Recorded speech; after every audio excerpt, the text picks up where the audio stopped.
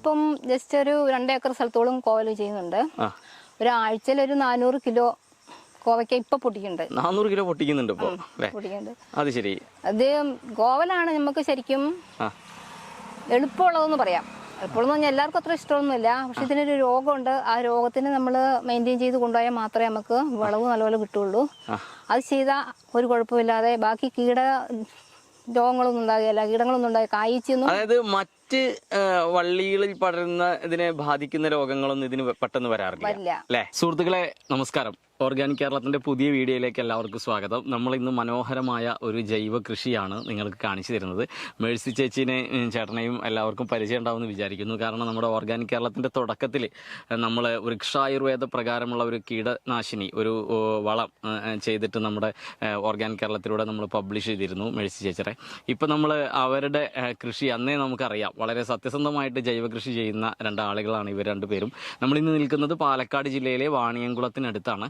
ഇന്ന് നമ്മൾ കാണിക്കാൻ പോകുന്നത് വ്യാവസായിക അടിസ്ഥാനത്തിൽ എങ്ങനെയാണ് നമ്മൾ കോവൽ കൃഷി ചെയ്യേണ്ടത്, ആ കോവലിനെ പരിപൂർണ ജൈവമായി ചെയ്ത് എങ്ങനെ വിജയിപ്പിച്ചെടുക്കാം എന്നുള്ള ഒരു വീഡിയോ ആണ് നിങ്ങളുമായിട്ട് നമ്മൾ പങ്കുവയ്ക്കുന്നത്. അപ്പോൾ തീർച്ചയായും നിങ്ങൾക്ക് ഇഷ്ടപ്പെടുമെന്ന് വിചാരിക്കുന്നു. നമുക്കിതുവരെ തന്ന എല്ലാ സപ്പോർട്ടോടും കൂടെ ഉണ്ടാവുക. നമുക്ക് നമ്മുടെ വീഡിയോയിലേക്ക് പോവാം. കോവൽ കൃഷി എങ്ങനെയാണ് ചെയ്യുക എന്നുള്ളത് പറയാൻ പോവുകയാണ്. അധികം ആളുകളൊരു ധൈര്യം കാണിക്കാത്തൊരു കൃഷിയാണ് കോവൽ. എന്താണ് ഈ കോവൽ കൃഷിയിലേക്ക് വരാനുണ്ടായ ഒരു സാഹചര്യം? ഞങ്ങളിപ്പം ജസ്റ്റ് ഒരു 2 ഏക്കർ സ്ഥലത്തോളം കോവൽ ചെയ്യുന്നുണ്ട്. ഒരാഴ്ചയിൽ ഒരു 400 കിലോ കോവയ്ക്ക ഇപ്പൊ പൊട്ടിക്കുന്നുണ്ട്. 400 കിലോ പൊട്ടിക്കുന്നുണ്ട് ഇപ്പൊ. നമ്മൾ ഇവിടെ നട്ടിരിക്കുന്ന കോവല് ഏതിനം കോവലാണ്? നാടനാണോ അതോ മറ്റേതെങ്കിലും? നിങ്ങൾക്ക് വർഷങ്ങളായിട്ട് ഞങ്ങളുടെ കയ്യിലുള്ളതാണ്. അല്ലാതെ പിന്നെ നമുക്ക് വേറെ വെറൈറ്റി ഉണ്ടോന്ന് അറിയില്ല. ഇതിന്റെ കോവലിന്റെ പേര് നമുക്ക് അറിയത്തില്ല. വർഷങ്ങളായിട്ടും ഉള്ളതാണ്. നമ്മുടെ കയ്യിലുള്ള ആദ്യകാലം മുതലേയുള്ള കോവലാണ്. നാടൻ തന്നെ പറയാൻ പറ്റും. അതെ. ഈ കോവൽ കൃഷി ചെയ്യുമ്പോഴേ നമ്മള് പ്രധാനമായിട്ട് ശ്രദ്ധിക്കേണ്ട കാര്യങ്ങൾ എന്തൊക്കെയാണ്? ശ്രദ്ധിക്കേണ്ടത് ആദ്യം വിത്ത് നടുന്നതിന് മുമ്പ് മുതലേ ശ്രദ്ധിക്കണം. നമ്മൾ വിത്താണോ വള്ളിയാണോ? വള്ളിയാണ് നടുന്നത്. വള്ളിയല്ലേ? വള്ളിയാണ്, കമ്പാണ് നടുന്നത്. അത് നല്ല മൂത്ത കമ്പായിരിക്കും അല്ലേ? കമ്പ് വേണമെന്നില്ല. ഈ ചെറുവരലിന്റെ മണ്ണുള്ള കമ്പ് വരെയും നമുക്ക് ഉപയോഗിക്കാം. ഒരു തടത്തിലൊരു 6-7 എണ്ണം വെച്ച് കുത്തുക. പിന്നെ അതുപോലെ തന്നെ നമ്മൾ മണ്ണ് ആദ്യം തന്നെ റെഡിയാക്കുക എന്നുള്ളതാണ്. മണ്ണ് റെഡിയാക്കുമ്പോൾ നമ്മൾ ശ്രദ്ധിക്കേണ്ട കാര്യങ്ങൾ എന്തൊക്കെയാണ്? കുമ്മായി അല്ലെങ്കിൽ ഡോളോമൈറ്റ് ഇട്ട് pH ശരിയാക്കുക. pH എത്ര? 7 തന്നെയാണോ വേണ്ടേ? 7 അതിന്റെ 6.5 ഒക്കെ ആയാലും കുഴപ്പമില്ല.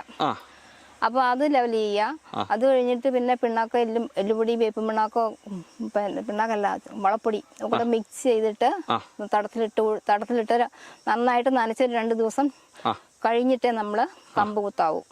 2 ദിവസം കഴിഞ്ഞ് നനച്ചതിന് ശേഷം എന്താ വെച്ചാൽ വേപ്പും പിണ്ണാക്ക് പിന്നെ എല്ലാം ശരിക്കും കട്ട പോയിട്ടുണ്ടാവില്ല.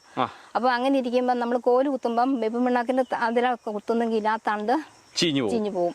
അതിനാണ് അതും കൂടി ഒന്ന് ലെവലാവാനാണ് 2-3 ദിവസം കഴിയാൻ പറയുന്നത്.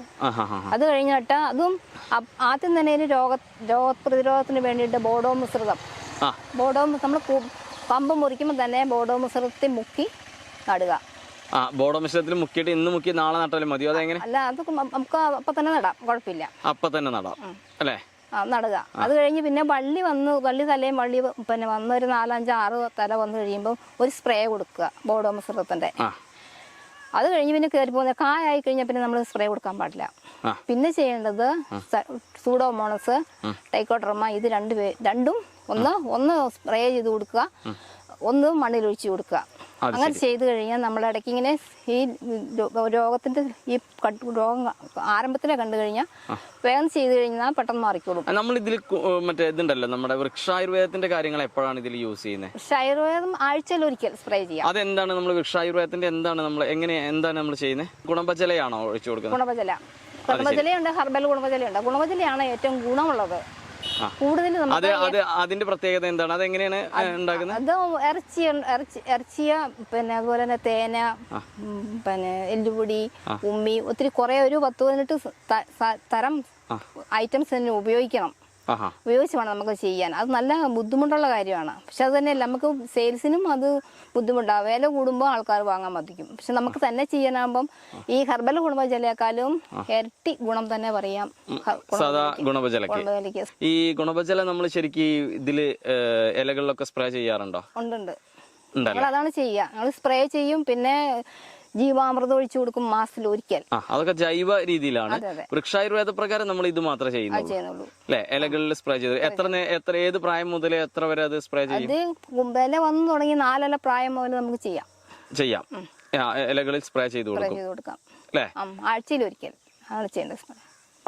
അത് വലുതാവും തോറും നമുക്ക് ചെയ്തു കൊടുക്കാവുന്നതാണ് അല്ലേ? ഞാനിപ്പോ ഒരു സംശയം ചോദിക്കട്ടെ, ഇതാണ്ടോ ഇവിടെ ഇങ്ങനെ ഇതുപോലെയുള്ള തടങ്ങളാണോ ശരിക്കും എടുക്കേണ്ടത് ഈ നമ്മുടെ കോവൽ കൃഷിക്ക്? തടമാണ് നല്ലത്. അപ്പൊ നമ്മള് മണ്ണ് റെഡിയാക്കി എന്ന് പറഞ്ഞല്ലോ, മണ്ണ് റെഡിയാക്കിയതിനു ശേഷം ഈ തടങ്ങൾ എടുത്തിട്ടാണ് നേരത്തെ പറഞ്ഞ ആ വളങ്ങളൊക്കെ ഇതിൽ ചേർക്കേണ്ടത് അല്ലേ? അതായത് കുമ്മായൊക്കെ തടതല്ല, ആദ്യം ഇങ്ങനെ ഇത്ര വലിയ തടം എടുക്കില്ല. അത് നട്ട് കഴിഞ്ഞിട്ട് പിന്നെ അത് പന്തലൊക്കെ വലിച്ച് എല്ലാം കഴിഞ്ഞ് കഴിയുമ്പോഴാണ് മണ്ണ് നല്ലപോലെ കയറ്റി കൊടുക്കുന്നത്. അല്ലെങ്കിൽ ചവിട്ടിയിട്ടൊക്കെ കളയും. ആദ്യം നല്ലപോലെ മണ്ണ് കിളച്ചിളക്കി തടവാക്കും. തടവാക്കിയിട്ട് താഴെ ചെറിയ വട്ടാക്കിയിട്ട് എടുക്കുകയാണോ ചെയ്യുക? അത് ശരി. എന്നിട്ട് മണ്ണ് കയറ്റി കൊടുക്കും. അപ്പൊ അന്നേരം വെള്ളം ആ തടത്തിന് നിറച്ചും വെള്ളമാണ് ഏറ്റവും കോവലിന് ഏറ്റവും വേണ്ടത്. വെള്ളവും ചാണകവുമാണ് കൂടുതൽ. എത്ര തവണ നനയ്ക്കും ഒരു ദിവസം? ദിവസം 1.5 ദിവസമാണ് നനയ്ക്കുള്ളൂ. 1.5 ദിവസം നനയ്ക്കും. അത് ശരി. എത്ര അകലത്തിലാണ് നമ്മൾ ഓരോ കോവലും നട്ടിരിക്കുന്നത്? ഞങ്ങളൊരു 5 അടി അകലത്തില് ഓരോ നടാം. ഇത് ചെയ്തിട്ടുണ്ട് അല്ലേ? 5-6 അടി അകലത്തില് നമ്മള് ഇത് തമ്മിലുള്ള അകലത്തിൽ നട്ടു. 5-8 ഒക്കെ ഉണ്ട്. തടങ്ങൾ വരുമ്പോ നമുക്ക് അടി തോന്നില്ല എന്ന് മാത്രമേ ഉള്ളൂ. 8 അടിയൊക്കെ ഉണ്ട്. വലുതായിട്ട് വരുമ്പോ അല്ലേ? ഈ മണ്ണ് നമ്മൾ ഏതൊക്കെ സമയങ്ങളിലാണ് കയറ്റി കൊടുക്കണ്ടേ? മണ്ണ് ഒരു 1-2 പ്രാവശ്യം കയറ്റിയാൽ മതി. അത് പന്തലിട്ട് കഴിഞ്ഞാൽ മണ്ണ് കയറ്റി കൊടുക്കാം. ഞാൻ ചോദിക്കുന്നത് ഇതിപ്പോ ഇത്രയും ആയതുകൊണ്ട് ചോദിക്കാണ്. നമ്മൾ ഇതിപ്പോ ഈ താഴത്തെ കണ്ണൊക്കെ ഈ താഴത്തെ തടമൊക്കെ ഉണ്ടല്ലോ, അതൊക്കെ നമ്മൾ തുടക്കത്തിൽ നമ്മൾ ഈ മത്തനും കുമ്പളനും എടുക്കുന്ന അങ്ങനത്തെ ആ ഒരു തടത്തിലാണോ?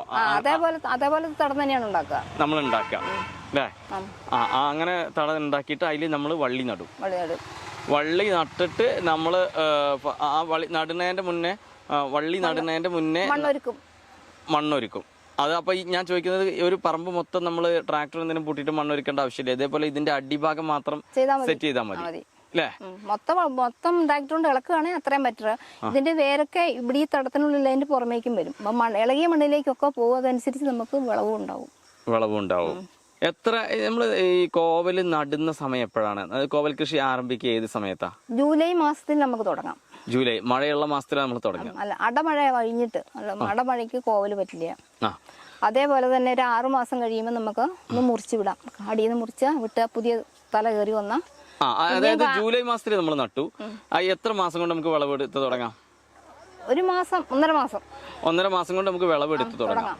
എത്ര മാസം വരെ നമുക്ക് കിട്ടും? 7 മാസം 6 മാസം? 7 മാസം അല്ല, ഇത് കോവല് പറഞ്ഞാൽ ദീർഘകാല വിളയാണ്. പക്ഷെ എന്നാലും ഞങ്ങള് വിളവ് കുറയുന്നു കണ്ടു കഴിഞ്ഞാൽ ഒരു 5 മാസമൊക്കെ 6 മാസമൊക്കെ ആയി കഴിഞ്ഞാൽ നമ്മളൊന്ന് മുറിച്ചു വിടും. അപ്പൊ അടിയിൽ നിന്ന് വരുന്ന തലപ്പിലാണ് കൂടുതൽ കായ ഉണ്ടാവുക. ഇതിന്റെ അടിഭാഗത്ത് നിന്ന് മുതലേ മുറിക്കും അല്ലേ? എന്നിട്ട് അതിന്റെ ചെറിയ ഒരടി വലിപ്പത്തിന് മുകളിലേക്ക് നിൽക്കുക. ഒരടിയില്ല, അരടിക്ക് താഴെ ഉണ്ടാവുള്ളൂ. അരടിക്ക് താഴെ മണ്ണിലുണ്ടാവുള്ളൂ. പിന്നെ അതിൽ നിന്ന് പുതിയത് വരണം അല്ലേ? അതിൽ നിന്ന് വരുമ്പോ അപ്പൊ നമുക്ക് ആദ്യത്തെ പ്രാവശ്യം പിന്നെ വളമൊക്കെ സാധാരണ രീതിയിൽ അടിവളം കൊടുത്താൽ മതി. അത് കഴിയുമ്പോഴും നമുക്ക് ഇട്ട് കൊടുക്കാം. ഞാനൊരു സംശയം കൂടി ചോദിക്കട്ടെ. അതായത് ഫസ്റ്റ് നമ്മളൊരു വളം കൊടുത്തിട്ടാണല്ലോ ഇത് വെക്കുന്നത്. അതിനുശേഷം നമ്മുടെ വളം നൽകുന്ന രീതി എങ്ങനെയാണ്? പിന്നീട് നമ്മൾ എപ്പോഴൊക്കെയാണ് വളം കൊടുക്കേണ്ടത്? ഇടയ്ക്ക് നമുക്ക് ഇതുണ്ടാവും. പിന്നെ ഒരു മാസം 2 മാസം കഴിയുമ്പോൾ നമുക്ക് മയല ഡോളോമൈറ്റ് ഒന്നുകൂടി ഇട്ട് കൊടുക്കാം. അത് കഴിഞ്ഞിട്ട് ചാണകപ്പൊടിയും എല്ലുപൊടിയും എല്ലാം ചെയ്യാം. എത്ര ദിവസം കൂടുമ്പോഴാണ് ചെയ്യണ്ടേ? ഞങ്ങൾ ഒഴിച്ചു കൊടുക്കുന്നത് ആഴ്ചയിൽ ഒരിക്കൽ കൊടുക്കും. ഇടയ്ക്ക് പൊടിയായിട്ടും ഇട്ട് കൊടുക്കും. കോവലിന് ചാണകവും പിണ്ണാക്കും കൂടി പുളിപ്പിച്ച് കൊടുക്കുകയാണ് ഏറ്റവും ബെറ്റർ. നമുക്ക് അധികം സാധനം അധികം വേണ്ട, ഗുണം കൂടും. എത്ര ദിവസം പുളിപ്പിക്കണം? ഒരു 3 ദിവസം വെച്ച് പുളിപ്പിച്ചിട്ട് ഒഴിച്ചു കൊടുക്കാം. നേരെ ഇതിൽ ഒഴിച്ചു കൊടുത്താൽ മതി അല്ലേ? ആഴ്ചയിൽ ഒരു ദിവസം ഒഴിച്ചു കൊടുത്താൽ ഇതേപോലെ ഉണ്ടാവും അല്ലേ? ഇപ്പൊ ആഴ്ചയിൽ നമ്മൾ 400 കിലോ പൊട്ടിക്കുന്നുണ്ട്. നമ്മൾ നേരത്തെ പറഞ്ഞല്ലോ നമുക്ക് കോവലിനൊരു അസുഖം കാണപ്പെടുന്നു എന്നുള്ളത്. എന്താണ് അസുഖം? അതിനെ എങ്ങനെ പ്രതിരോധിക്കാം നമ്മള്? അത് ലീഫ് സ്പോട്ട് എന്ന് പറയും. ലീഫ് സ്പോട്ട് ഇതേപോലെ ഇങ്ങനെ ഒരു കുത്തായിട്ടാ കാണുക. ഇത് പൊട്ട് പോലെ കാണുന്നില്ലേ? ഇതൊരു കൊമ്പള പോലെയൊക്കെ കാണുന്നില്ലേ? ഇതാണ് എന്റെ ആരംഭം. എന്നിട്ട് ഈ സൈഡ് മുഴുവൻ ഇങ്ങനെ കരിഞ്ഞിങ്ങിട്ട് വന്നിട്ട് ഇല ഇങ്ങനെ ഇതായി പോവും. അത് കഴിഞ്ഞാൽ ഇങ്ങനെ വളർച്ച കുറയും, കായ കമ്മിയാവും. ഇങ്ങനെ ആകെ മൊത്തം ഒരു ഇതായിട്ട് നിൽക്കും. ഈ ആരംഭത്തിൽ തന്നെയാണ് നമ്മൾ ചെയ്യേണ്ടത്. അതിനെന്താ നമ്മൾ ചെയ്യാ? ആദ്യമേ നമുക്ക് ഇത് കമ്പ് കുത്തുമ്പം തന്നെ ബോഡോമസൃതി തണ്ട് മുക്കിയിട്ട് കുത്തുക. അത് കഴിഞ്ഞ് 4, 5, 6 ഇല ആകുമ്പോൾ ഒരു ബോഡോ സ്പ്രേ കൊടുക്കുക, ബോഡോമസൃത്തിന്റെ. അത് കഴിഞ്ഞ് പിന്നെ നമുക്കത് ചെയ്യാൻ പാടില്ല, നമുക്ക് ചുവട്ടിൽ ഒഴിച്ചു കൊടുക്കാം. ഇടയ്ക്ക് ഇങ്ങനെ വല്ലാതെ രൂക്ഷമായി കാണുകയാണെങ്കിൽ പിന്നെ ട്രൈക്കോഡർമ ഒന്നെങ്കിൽ ചുവട്ടിൽ ഒഴിച്ചു കൊടുക്കുക, സൂഡോമോണസ് സ്പ്രേ ചെയ്യാം. രണ്ടും അങ്ങോട്ടും ഇങ്ങോട്ടും. ഇതിനൊക്കെ അളവ് എങ്ങനെയാണ്? ഇത് സ്പ്രേ ചെയ്യുമ്പോൾ എത്ര വെള്ളത്തിലാണ് ഇത് ഇതാക്കേണ്ടത്? എന്താ ചെയ്യാൻ? 20 ഗ്രാം 1 ലിറ്റർ വെള്ളമാണ്. ഏതിന്? സൂഡോമോണസും ട്രൈക്കോഡർമയും സ്യൂഡോമോണസും 20 ഗ്രാം. എത്രയ്ക്ക്? 1 ലിറ്റർ വെള്ളത്തിന്. അങ്ങനെയാണ് അത് നമുക്ക് അതിന്റെ ആ പാക്കറ്റിലുണ്ട് എങ്ങനെ എടുക്കണം, ഡോസേജ് എങ്ങനെ ചെയ്യണം എന്നുള്ളത്. ഒന്നെങ്കിൽ രാവിലെ അല്ലെങ്കിൽ വൈകുന്നേരം അടിച്ചു കൊടുക്കാവൂ. വൈകുന്നേരമാണ് നല്ലത്. ചെയ്യുന്ന രാത്രി മുഴുവൻ കിട്ടുമല്ലോ. രാവിലെ അടിച്ചാലും വെയിൽ വരുന്ന കഴിയുമ്പോഴത്തേക്കും ആ ജീവികളൊക്കെ ചാവുമല്ലോ. അതിന് മുമ്പ് വൈകുന്നേരം അടിക്കണം. എന്നാലും രാവിലെ അടിച്ചാലും കുഴപ്പമൊന്നുമില്ല. ഒഴിച്ചു കൊടുക്കുമ്പോൾ നമുക്ക് എപ്പോഴാണ് തടത്തിൽ തണുപ്പുണ്ടാവണമെന്ന് മാത്രമേ ഒഴിച്ചു കൊടുക്കാൻ.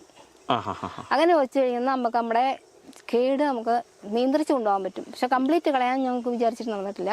നമുക്ക് ഇങ്ങനെ ചെയ്തു പോകാം. ഇങ്ങനെ രൂക്ഷമാകുന്ന സമയം നോക്കി ഇങ്ങനെ ഓരോ സ്പ്രേ കൊടുത്തോണ്ടിരിക്കുക.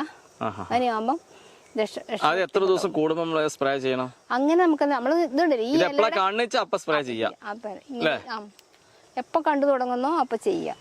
അപ്പൊ പിന്നെ പെട്ടെന്ന് മാറിക്കോളൂ. ഇതുണ്ടോ? ഇതാണോ പിന്നെ ശരിക്ക് നമ്മുടെ കർഷകർ അനുഭവിക്കുന്ന ഏറ്റവും വലിയ പ്രശ്നം?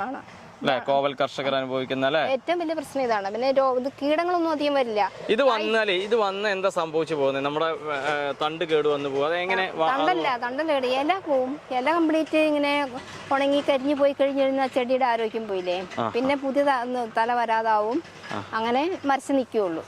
കായ കമ്മിയാവും. തല നല്ല ഫ്രഷ് ഇതുണ്ട്. ഇതേപോലെ നല്ല ഫ്രഷ് തല വന്നാൽ മാത്രമേ ഈ ഓരോ മുട്ടിനും കായ ഉണ്ടാവും. നല്ല ഫ്രഷ് തല വരും, എന്നാലേ കായ ഉണ്ടാവുള്ളൂ. അല്ലേ?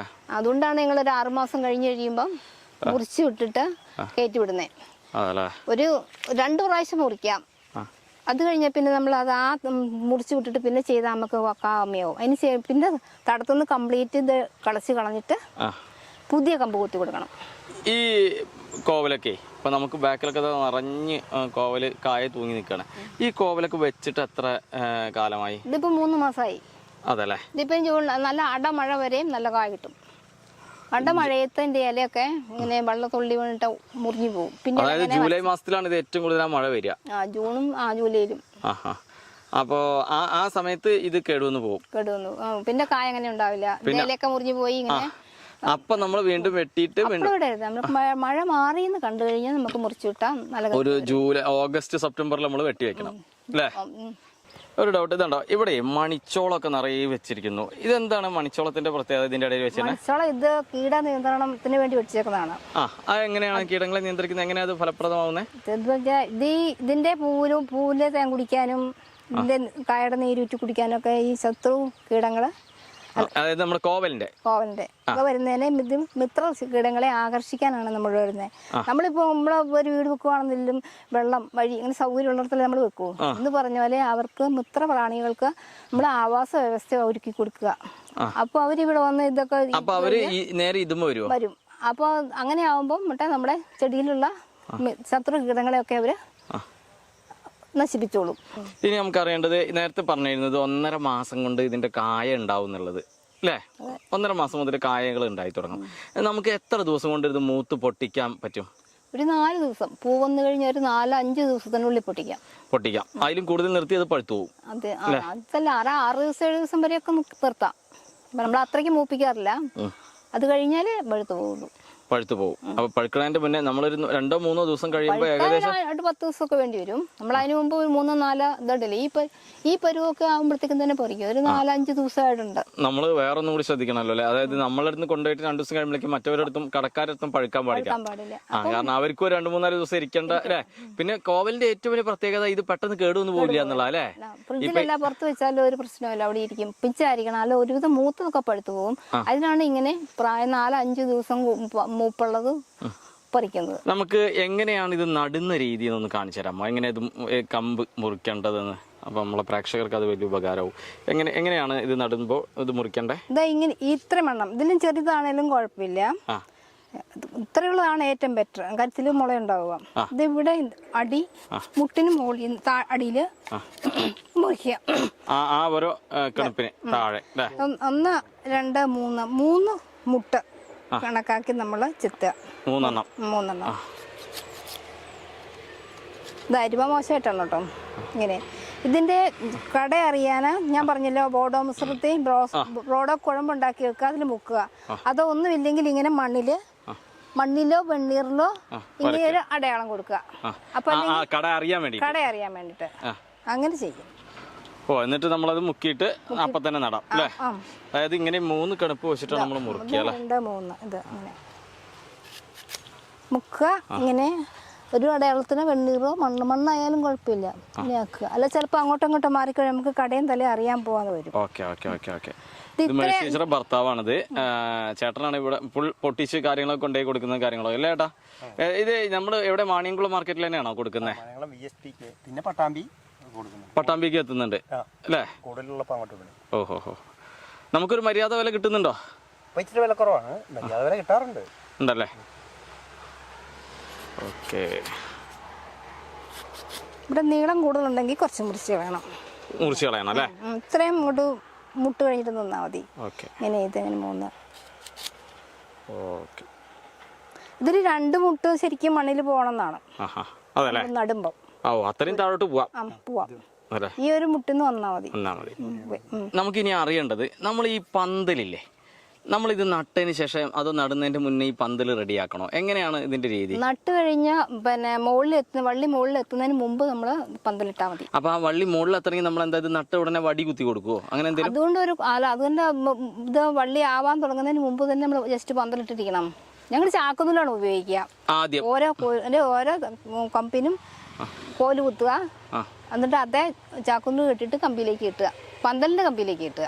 പന്തലിന്റെ കമ്പിയിലേക്ക് ചാക്കുനൂലിൽ കെട്ടുക. അത് കണക്കാക്കിയിട്ടാണ് നമ്മൾ പന്തലിന് കമ്പി വലിക്കുക. അപ്പൊ നമ്മൾ താഴെ ഒരു വടി കുത്തിയിട്ട് ആവുമ്പോ കയർ കെട്ടിയിട്ട് നേരെ ഈ പന്തലിന്റെ കമ്പിയിലേക്ക് കൊടുക്കുക ചെയ്യാം. കെട്ടി കൊടുക്കുക. എന്നിട്ട് ഇത് നടുക അടിയിൽ. അല്ല, നട്ട് കഴിഞ്ഞ് മുളച്ച് വരുമ്പോഴുണ്ടോ, മുളച്ച് വള്ളി പിടിക്കാറാവുമല്ലോ, വള്ളി കയറാറാവുമല്ലോ, ആ സമയത്ത് ചെയ്ത് കൊടുത്താൽ മതി. ആ സമയത്ത് നമുക്ക് ചെയ്ത് കൊടുത്താൽ മതി അല്ലേ? എന്നിട്ട് പന്തലിന്റെ പൊക്കത്തിൽ എത്തുമ്പോഴത്തേക്കും നമ്മൾ നൂല് വലിച്ചു കൊടുത്താലും മതി. കമ്പി ആദ്യം ജസ്റ്റ് വലിച്ചിട്ടുണ്ടാവണം. ആദ്യം വലിച്ചിട്ടുണ്ടാവണം അല്ലേ? കമ്പി ആദ്യം നൂല് കെട്ടി കൊടുക്കാൻ. നൂല് കെട്ടല് നമ്മൾ ഇതിന് മുളച്ചതിന് ശേഷം മതി.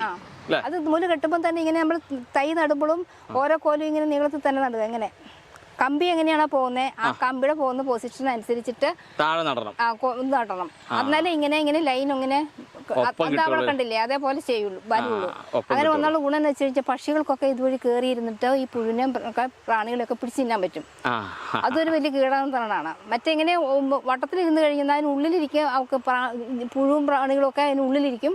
പക്ഷെ അവർക്കൊന്നും പക്ഷികൾക്ക് കിട്ടുകയില്ല. ഇത് ഇങ്ങനെ ആകുമ്പോൾ അവർക്ക് 2 പുറത്തൂടെ ഇങ്ങനെ നടന്ന് പിടിച്ചു തിന്നാൻ പറ്റും. ഇതാണ് ഞങ്ങളുടെ 1.5 ഏക്കർ കോവല്. ഇതാണ് അടുത്ത സ്ഥലം അല്ലേ? അടുത്ത സ്ഥലം. ഇതിവിടെ ചെയ്തേക്കുന്ന ട്രിപ്പും ഫെർട്ടിലൈസേഷനുമാണ്. ഡ്രിപ്പാണ് അല്ലേ? ഡ്രിപ്പ് ഇറിഗേഷൻ ചെയ്തിരിക്കുന്നു. അപ്പൊ ജൈവവളമൊക്കെ കൊടുക്കാൻ എളുപ്പമായിരിക്കും. ജൈവവളം കൊടുക്കാൻ പറ്റില്ല. സൂഡോമോൺസ് ലിക്വിഡ് ആണ് മാത്രമേ കൊടുക്കാൻ പറ്റുള്ളൂ, വേറെ ഒന്നും കൊടുക്കാൻ പറ്റില്ല നമുക്ക്.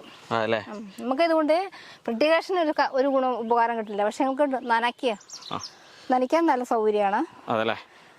ഒരു 15 മിനിറ്റ് വിട്ട് കഴിഞ്ഞാൽ ആവശ്യത്തിനുള്ള ഇതായി. പിന്നെ എന്തെങ്കിലും വളപ്പൊടിയൊക്കെ ഇട്ട് കൊടുക്കും, മാത്രം നേരിട്ടടിച്ചു കൊടുക്കും. ചേച്ചി ഇതെന്താ ഇവിടെ വൈറ്റ് കളർ? ഇത് എന്താണ്? ഇത് ട്രൈക്കോഡർമ.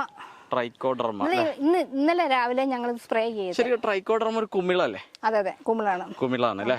അത് സ്പ്രേ ചെയ്തു. അതിനടിയിൽ അതിന് ഇതൊരു മാധ്യമമുണ്ടല്ലോ, അത് അടിയിൽ ഇങ്ങനെ ഊരി കിടക്കും. പക്ഷെ അതിനകത്തും ഉണ്ടാവും ഗുണങ്ങൾ. അപ്പൊ അത് കളയാതെ മാത്രം. ഇതിലുണ്ടോ രോഗങ്ങൾ കയറി വരുന്നുണ്ട്. അതിന് ഇന്നലെ സ്പ്രേ കൊടുത്തിരിക്കുക ഇലക്ക്. സുഹൃത്തുക്കളെ, അപ്പോൾ നിങ്ങൾ കണ്ടല്ലോ അല്ലേ നമ്മുടെ മേഴ്സി ചേച്ചറിയും ചേട്ടൻ്റെയും വീഡിയോ. നിങ്ങൾ ഇവിടെ വന്നപ്പോൾ എനിക്ക് തന്നെ അത്ഭുതം തോന്നുക. നോക്കൂ, ഇവർ എത്ര മനോഹരമായിട്ടാണ് ഈ കാര്യം ചെയ്തിരിക്കുന്നത്. ഓരോ ജീവികളുമായി ഇപ്പം നേരത്തെയൊക്കെ പറഞ്ഞ പോലെ ചെടികളിൽ വന്നിരുന്നിട്ട് പക്ഷികൾ ഒരുവിധം കീടങ്ങളെയൊക്കെ തിന്നും.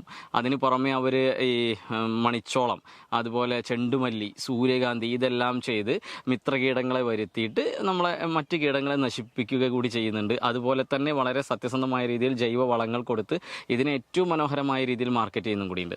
അപ്പോൾ ഇവർ രണ്ടുപേരും ഈ കാർഷിക കേരളത്തിന് വലിയൊരു മാതൃകയാണ്. കാരണം നിങ്ങളിവിടെ തീർച്ചയായിട്ടും വന്ന് കാണണം. ഇവരുടെ അടുത്ത് നിന്ന് കുറച്ച് സാധനങ്ങളൊക്കെ വാങ്ങിക്കൊണ്ടുപോയി നിങ്ങളൊന്ന് ടേസ്റ്റ് ചെയ്ത് നോക്കണം. അത്രത്തോളം മനോഹരമാണ് ഇവിടെ ചെയ്തിരിക്കുന്ന ഓരോ കാര്യങ്ങളും.